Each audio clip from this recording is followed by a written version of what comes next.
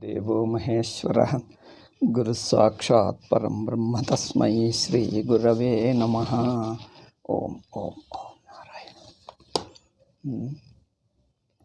25th shloka. We are continuing little bit. लभन्ते ब्रह्मनिर्वाणं ऋषयः क्षीणकल्मषाः छिन्नद्वैधा यतात्मानः सर्वभूतहिते रताः.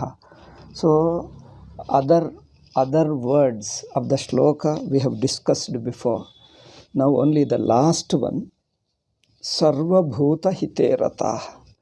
Those jnanis are like this. The enlightened people, the nature of enlightened people is like this. See here, he is describing the nature of the enlightened person. Inwardly, when he intuits his nature as Brahman, how that inner understanding expresses in various situations. How his inner understanding expresses in his attitude towards others. This is Vyavaharika Drishti. Okay, two things we have to remember. One is his own understanding about himself, his own enlightenment, his own awakening to his nature. That is his own anubhava. That is his experience which nobody can see. But from the empirical standpoint, from the worldly standpoint means from others' standpoint. Okay, one is his own anubhava, how he stands himself. Other is when he is enlightened, how that enlightenment expresses through the body, mind and sense organs through others, how others view him, how others understand him, how in his interaction with others, how he appears. These qualities are only expressions when he is enlightened himself. So it doesn't mean he remains an individual even after enlightenment. After enlightenment, the individuality, I mean the body doesn't die. The body and mind doesn't die. They only get transcended. Transcended means they don't exist for his own understanding of himself. He stands as such consciousness where body, mind and sense organs don't exist apart from him. I think I have been telling this example. It is like I don't look at my face. I cannot see because my face doesn't exist for myself. Only others can see. Okay? The sun rising, traveling and setting is visible to us. Sun is rising, traveling and setting is visible to us, but sun cannot see himself rising and setting and traveling. Because the rising, traveling and setting of the sun is an appearance from us, for us who are standing on the earth. But the sun himself doesn't experience the rising, setting and traveling. See, this is the difference. This is the way we have to understand. Therefore, sun doesn't know what is day and night. Sun cannot recognize day and night. Sun sees same all the time. It is for people like us who are standing on the earth experience the day and night.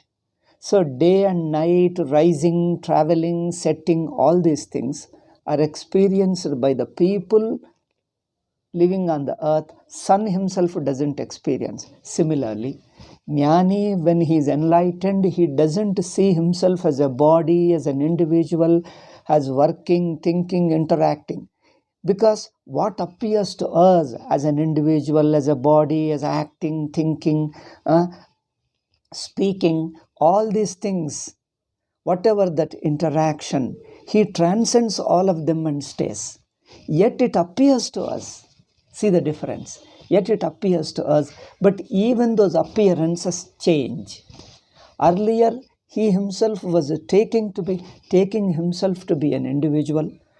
Earlier, he was taking himself to be an individual when he identifies himself as an individual who is associated with the body, mind, and sense organ. Now he really interacts. He really gets affected by the external events and situations. External events and situation affect him. All his actions will be more of a reactions to the external pressure, external stimulation. Okay, so an ordinary person, that is an ajnani, an ignorant person, remains an individual, keeps interacting, or rather I say keeps reacting to the pressure from outside. How people think of me, talk of me, behave with me, I keep reacting to them. But an enlightened person, he transcends it. So he expresses, but for the other's standpoint, he seems to be expressing, but those expressions are conscious actions, not reactions. Okay, for example, if somebody criticizes me, there are two ways of reacting. One is correcting his misunderstanding, that he misunderstood me and therefore he is criticizing me. One way is you try to correct his misunderstanding. Another is we get angry, we feel hurt, and then we violently react, or at least with a hurtful mind try to reply. In trying to reply, there is a little anger. That means I feel affected by others' comment, others' attitude towards me. Because if I take myself to be an individual, as an individual, if I others interact, others comment, criticize, doing good and bad. If they do something good, I feel elated and happy. I become so overwhelmed with others' respect to me, love for me, care for me, that the respect becomes unbearable to me. Because if I feel that their respect is becoming overwhelming to me, then what happens? Out of that overwhelming, I may behave as an arrogant, or I may become too humbled, and I feel too shy to talk to people because I am overwhelmed, influenced by others' respect for me, or I am disturbed by others' criticism of me, disrespect for me. If I am disturbed by others' disrespect, or if I feel that more elated by others' respect, that means others' behavior is affecting me. This happens as long as I am an individual. But enlightened man is a person, he transcends his individuality. Individuality becomes an apparent individuality, like a character in a drama. Character in a drama. In a drama, he assumes a role, but if you say the role is a villain or a hero in a drama, the actor is least affected by the hero's behavior or a villain's behavior. He may be a hero in the drama or a villain in the drama. He may be doing good or bad. The good and bad doesn't create a regret in him. If something good, bad, generally others, normal people regret it. They worry, they feel tensed up. Or if somebody praises him, helps him, the helping, I tell you, some people cannot take the help. Some people taking the help, they become arrogant, or the help becomes so much that you are unbearable to receive the help. Because we feel guilty that I am so bad person, why people are showering so much respect for me, so much respect I feel. These things, these are the reactions of an individual. Okay, as an individual I react, but the enlightened person transcends his individuality. Then his actions will be more an action and never a reaction, because others' respect and disrespect doesn't touch him. Because he transcends his individuality, others' respect and disrespect doesn't touch him. Like when you wake up from dream, the dream events do not touch you. How others behaved against you, how others behaved towards you when you were in dream, those others' behavior will not affect you when you wake up. Because the person who woke up is totally at a different level. Similarly, I exist at a different level. That level remains untouched by others' favor and unfavor, respect or disrespect, positive or negative behavior towards me doesn't affect me, because I stand at that level where the other person and this person both are transcended. I transcend this individuality as well as the other individuality. Both the individualities I transcend. So I remain at that level where I am all pervasive. I am everybody. The other person and this person both are myself. Therefore, I don't get affected. I don't interact with people as an individual within the world, surrounded by the world. There are people, some are good to me, some are bad to me, some are favorable to me, some are against me. So these things generally affect a person, and his individuality gets tormented or elated. But here, enlightened person who discovers that he is the whole universal truth, the consciousness, universal being, that universal being is not available for anybody's respect or disrespect. My real nature of Atma, because I am the Atma of everybody. So your own Atma is not available for your objectification. Nobody can objectify me. I stand at that level. I stand as the pure consciousness, as a truth of myself, as the truth of others. I am a truth of this body, this individuality, as well as the truth of all living beings, all living and non-living. When I am one with everybody, I am that Atman, which is a self-existing, self-shining, which is the truth of, which is the Atma of everybody, self of everybody. Therefore, nobody can objectify himself. I am himself, his own self. I am your own self. Just as you can't objectify your own self, because there is no subject-object duality within yourself. I am that self. I am not available for your objectification. The one which you are objectifying, this body, is only your appearance. Appearance to you, appearance of me to you at a certain level.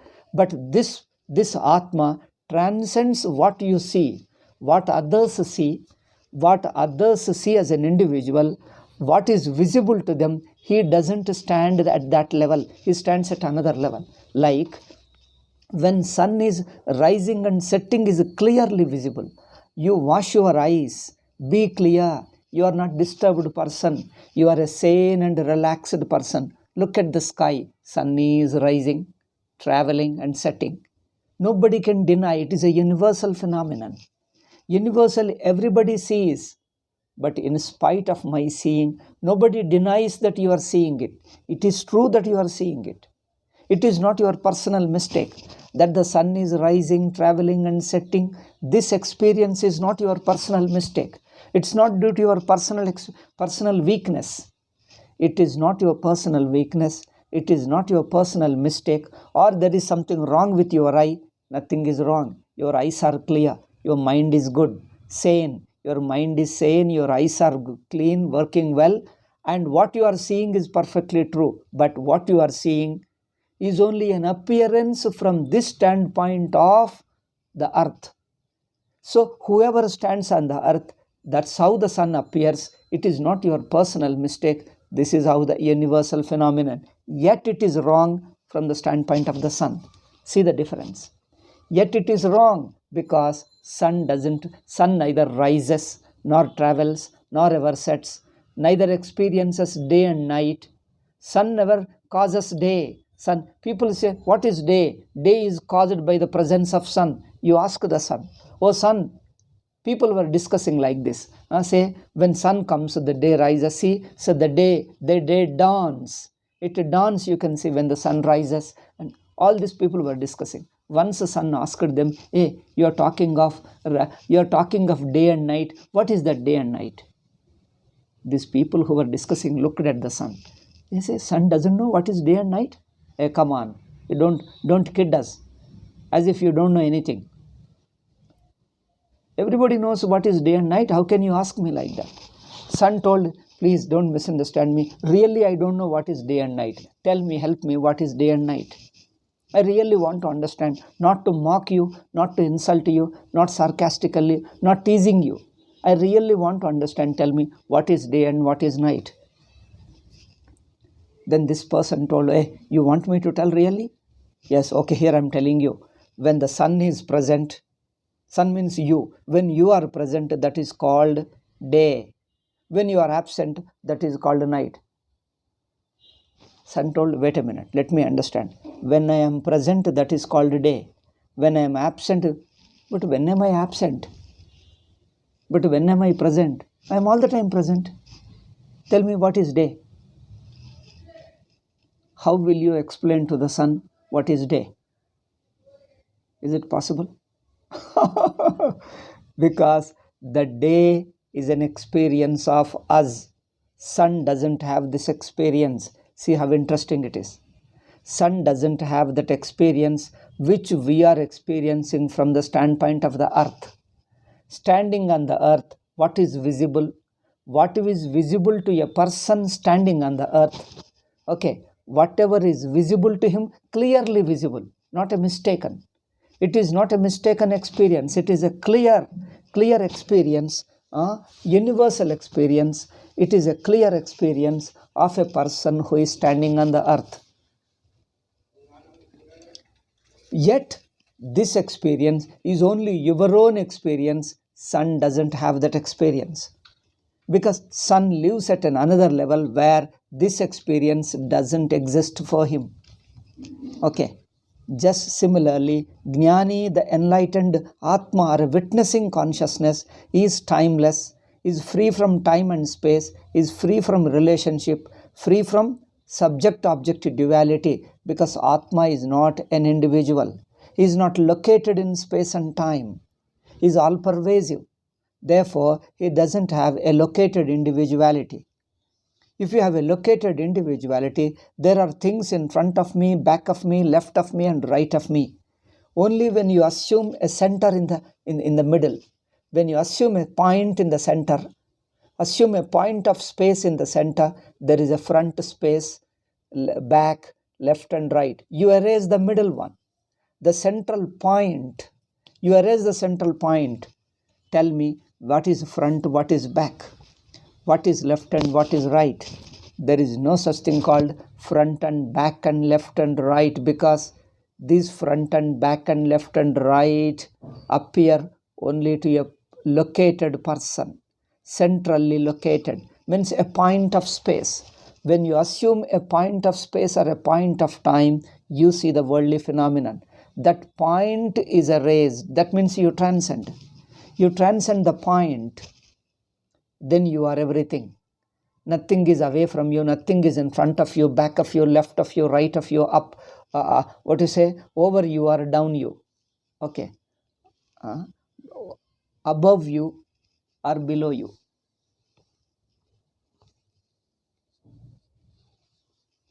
Because up and down all are one. There is only one uniform, because he doesn't have a location, a point. Similarly, Jnani, in his understanding, he sees the whole world. So he lives at that. Yet he may appear, because that old individuality was taken by himself. Now he doesn't take it. He doesn't assume it. He transcends, but yet it appears to others. See, this is the strangeness. So from the worldly standpoint, he still appears to be an individual. Then as an individual, his behavior changes. His understanding, his outlook, his thinking is different.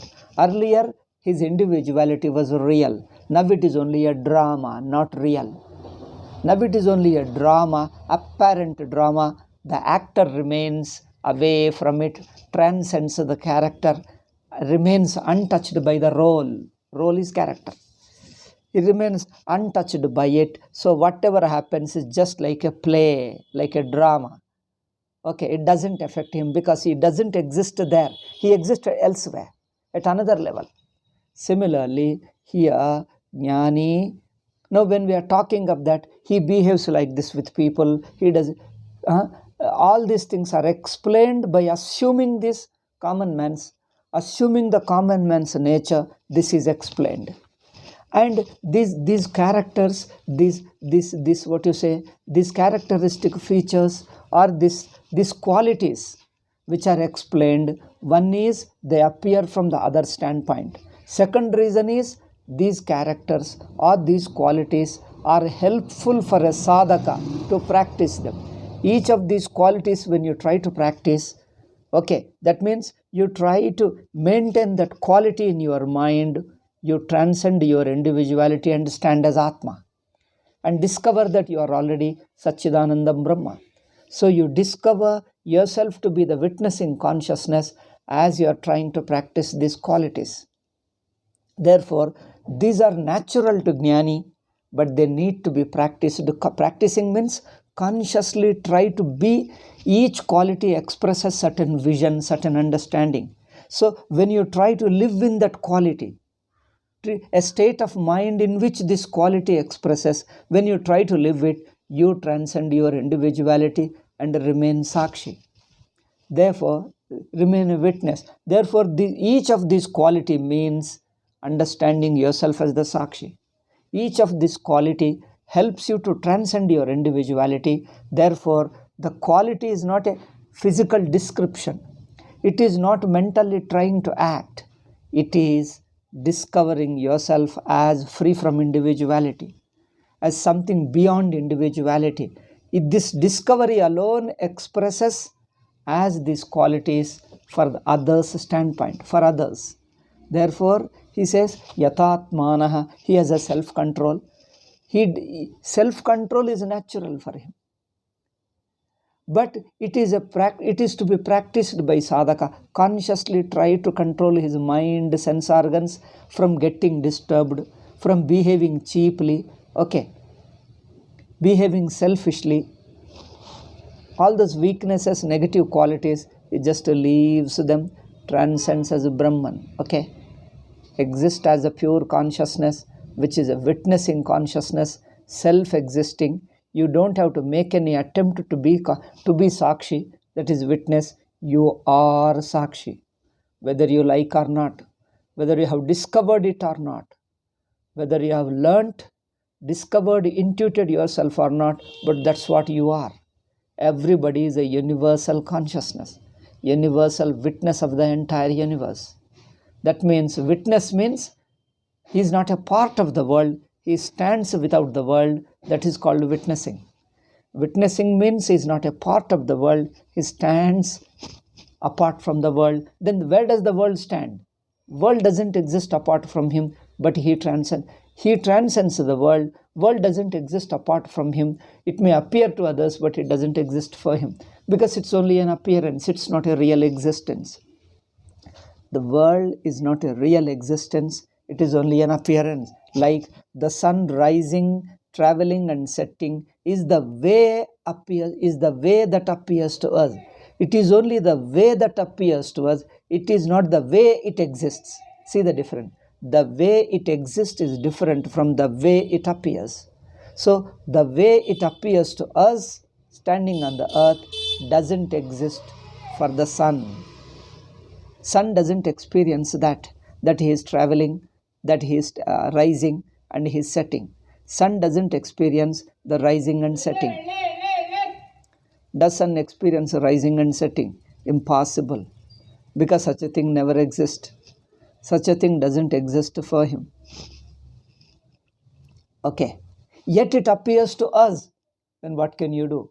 It is the standpoint of the earth, the distance. It is the distance, it is the earth, the standpoint of the earth that makes you to see, which doesn't exist for the sun. Sun doesn't have such an experience of rising, traveling and setting. Yet we experience. That means our standpoint is mistaken. You are looking from a wrong standpoint, not from the standpoint of the sun. Okay. If you look at through as the sun is, you don't have all these things. Okay, the changes, all those things you don't have.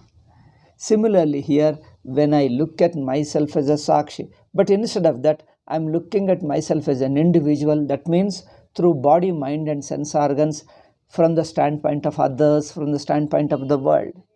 Why assuming, why imposing others' standpoints upon me? Why impose others' standpoints upon me? Others see me, I am the sun in the sky. Others see me as rising and setting, but I don't experience at all. I laugh at it, what it is.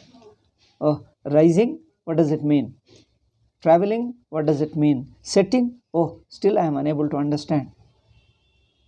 What is setting? Setting means the sun remains, sun becomes invisible. But I am always existing. Sun says I am always existing. There was a never time, nor will ever be time where I cease to exist. I am always existing. Oh, this is the difficulty. Okay.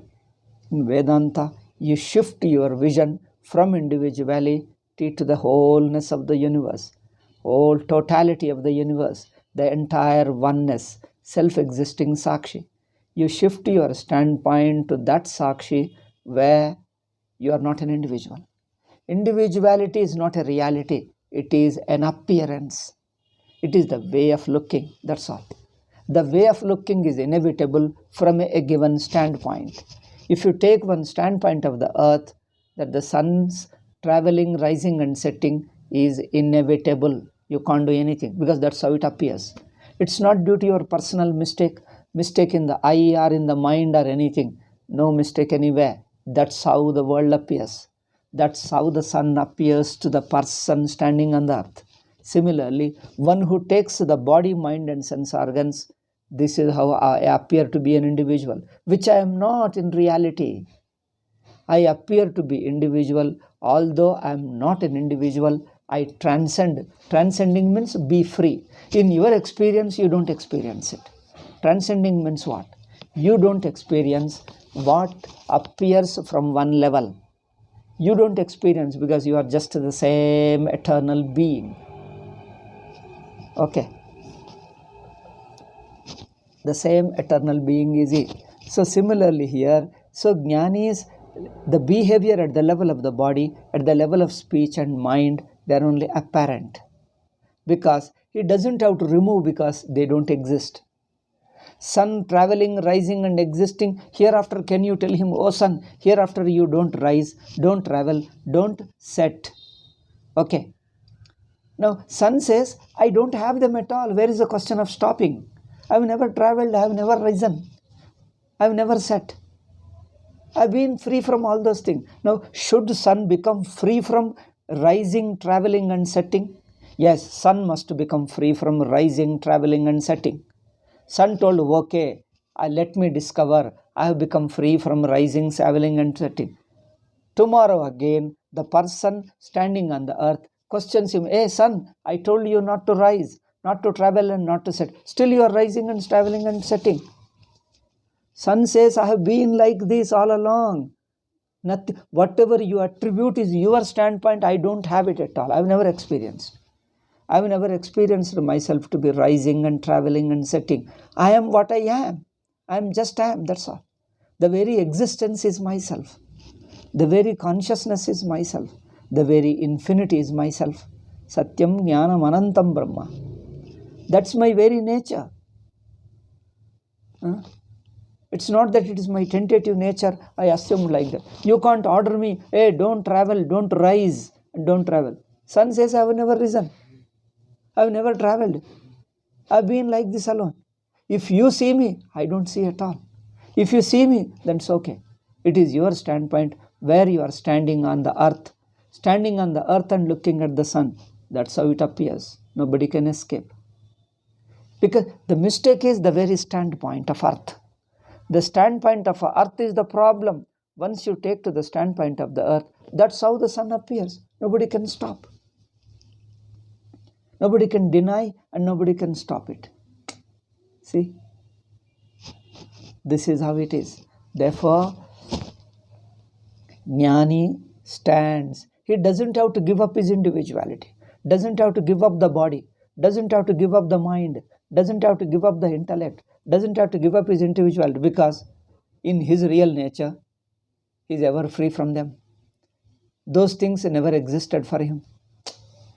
See, the sun's rising, traveling and setting never existed for sun. Now you can't appeal to the sun, oh sun, please, for one day don't rise and set. At least for one day, 24 hours, we would like to see how the sun is. Sun says, I've never risen, never traveled, I am what I am. Oh, come on, don't say that we have been seeing, everybody knows, we are all seeing you rising and setting. Don't tell lies. I see you with my own eyes. With my own eyes, I am seeing you every day rising, traveling and setting. You don't deny that. Sun says, I never see them, what can I do?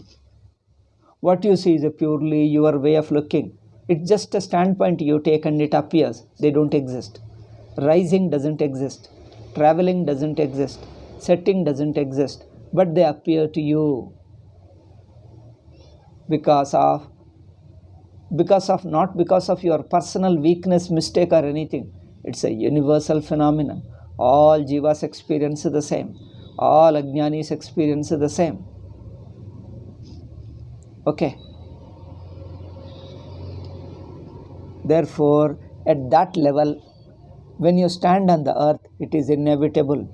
You shift your vision to the sun, automatically they don't exist.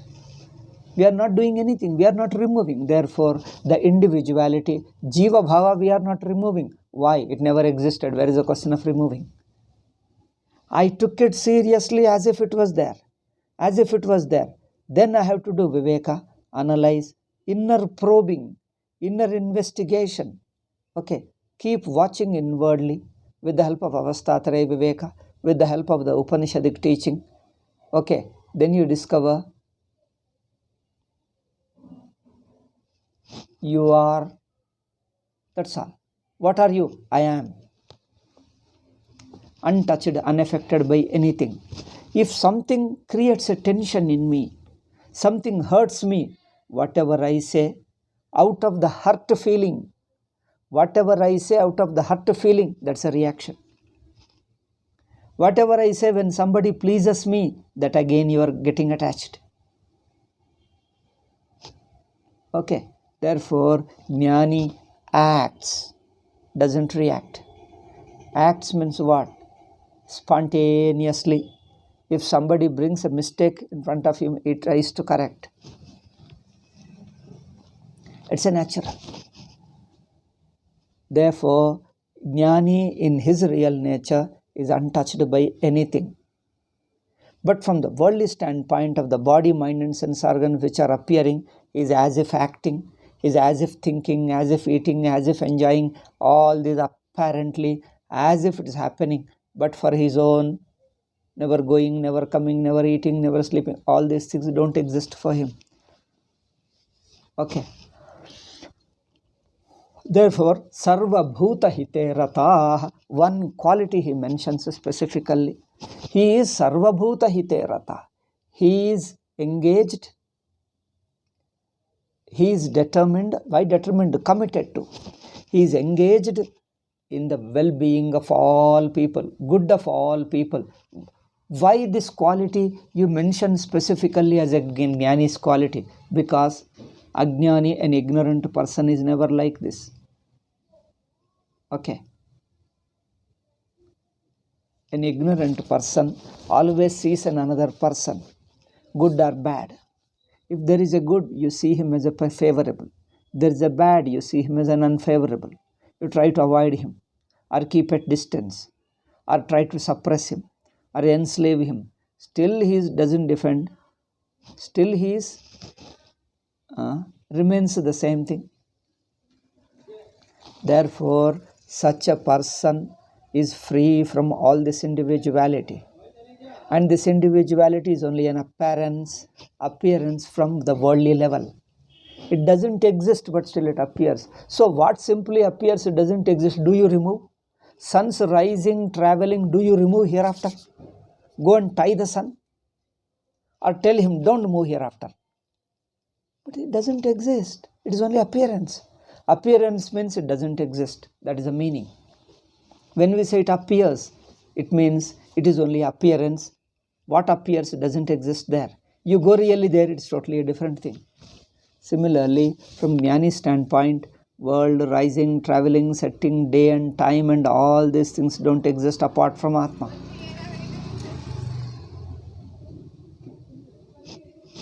Okay. Therefore, sarva bhuta hite rataha, that means he doesn't think ill of anybody, because he doesn't carry any hatred, any vengeance against somebody, because he doesn't feel that somebody can hurt him or harm him. He never thinks that somebody can harm him or hurt him. Nobody can hurt him, harm him, because he transcends individuality and remains as himself as Brahman. For Brahman, nobody can disturb him, nobody can hurt him, nobody can harm him, nobody can cheat him, nobody can enslave him, because at that level of consciousness, time and space and the world doesn't exist. Therefore, he says, Sarvabhuta hiteraha. Sarvabhuta hiterata doesn't mean he is a social worker that keeps on doing something good to others. The social worker is a one small limited expression of his Sarvabhuta hiterata. The really Sarvabhuta hiterata is a much vaster term, deeper term. Therefore, they simply, Sarvabhuta hiterata is not a conscious thought on his part that I must do good to them. Just like a child is innocent. Is child consciously practicing humility? The baby, a small baby, let us say 1 year, 2-year-old kid, it's a naturally innocent, naturally egoless. Is not practicing consciously trying to put up a show to others. Is not trying to demonstrate. It just remains natural. Similarly here, enlightenment or jnani is simply naturally existing as the whole universe. Okay, therefore the individuality doesn't exist for him. It exists to one level. It appears to the other people. That other people appearance, etc. is a job of nature. Okay, it is the nature does it. But jnani stands different from it. Therefore, sarvabhuta hiterata means he doesn't select people as favorable and unfavorable. Favorable and unfavorable, he identifies neither individual himself, nor with the family, nor with the society, nor with the community, nor with the whole global. Nothing he identifies with. He just is. By his very existence, everything is fulfilled. In his very existence, which is a conscious existence, all other things are full in him. Nothing more one needs. Therefore, Sarvabhuta hiterata means he spontaneously loves everybody. His love is not calculated one. Is due to some reason that he is a good boy or girl because they help me, they serve me. That doesn't do. That's not the way. He doesn't see any motive in others. He sees them as just Brahman alone. Therefore, Sarvabhuta hiterata, whoever comes, he blesses them. Whoever comes, he helps them. But here, time is up. One point comes which I wanted to tell in the last class, this class also. Again, same thing happening. I'll just take 2 minutes and complete it. Sarvabhuta hiterataha. He is engaged in doing good to others. Here, when he is engaged means he is not consciously making an effort. Just like a child spontaneously tells truth, but child doesn't know that I am telling the truth and not telling the lie. Child is not conscious of it. It just naturally, spontaneously tells the truth. Child is not even aware that this I am speaking truth and I am better than many other grown-up people. Many grown-up people tell lies and cheat people. He just doesn't know what is cheating. He doesn't know what is cheating, what is diplomacy and cunningness, all that he doesn't know. He's just by himself, natural. Similarly, a person is free from all these negative qualities and remains himself spontaneously, effortlessly. Okay, therefore, Sarvabhuta hite rataha. Here one vyavaharic explanation from the dharma standpoint. Now, if he is good to all, if there is a wicked person, will he bless the wicked person to be wicked, more wicked? If a person, robber is trying to rob somebody's house, now will he stop or not? Jnani.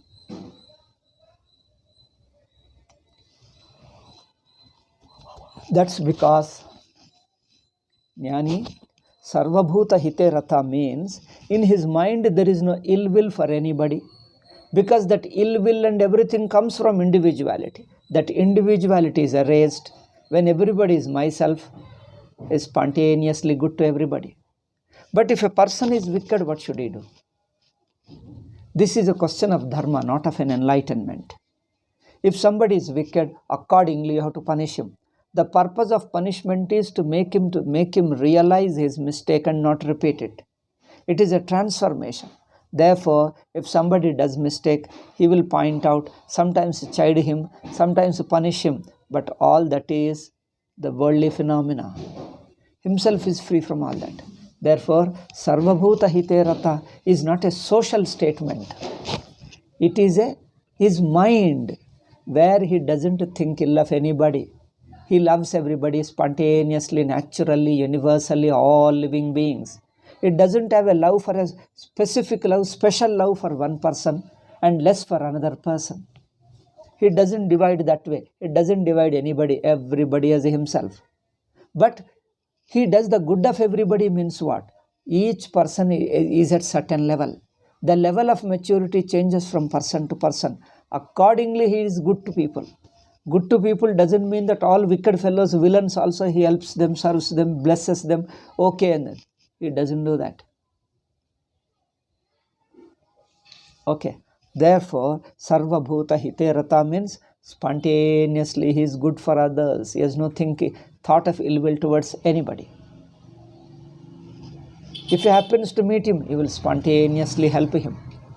If he does a mistake, sometimes he need to be punished to help him to realize the mistake. But even that is only a hita. Hita means is beneficial to him. He has no intention to cheat him, torture him, exploit him, giving trouble to him. He just loves and does it. Therefore, this is Sarva Bhuta Hite Rataha Kama Krodha. Next shloka, 26th. I just read out and stop it. Kama Krodha Viyuktanam Yatinam Yata Chetasam Abhito Brahma Nirvanam Vartate Viditatmanam. 26th. If 26th we discuss, then the 27th and 28th are preface, give the preface to the next chapter. Next chapter discusses meditation. So these last two shlokas are discussing, last 2 or 3 shlokas, let us say. Last 3 shlokas, 27, 28, 29. They discuss about the meditation. So it's just an introduction to the next chapter. Therefore, really the 5th chapter closes with the 26th alone. The 3 shlokas give introduction to the next chapter. So the 26th says, Kama Krodha Viyuktanam. He is free from Kama Krodha. Why desire? What is desire? How it comes? And how Jnani is free from it. These 2 points I have to discuss regarding Kama, Krodha, etc. We'll discuss in the next class. Okay. Om Shanti Shanti Shanti. Hari Om Shri Gurubhyo Namaha. Hari Om Tat Sat.